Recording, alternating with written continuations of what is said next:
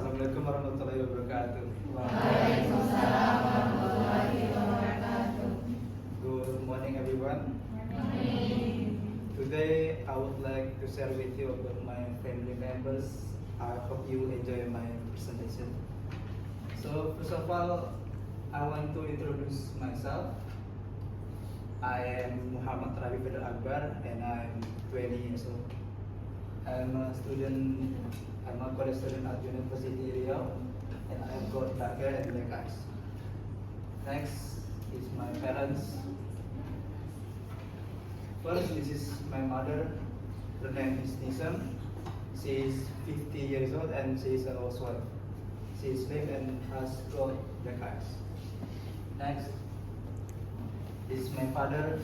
His name is Arji. He is 59 years old and he is a self-employed. He is plump and has got short dark hair. Next, this is my sister. Her name is Rizka Dewi Wulandari.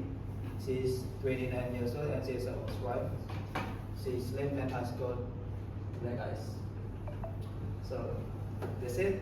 That's all for my presentation. Thank you for listening. Peace. Have a great day. Assalamualaikum warahmatullahi wabarakatuh.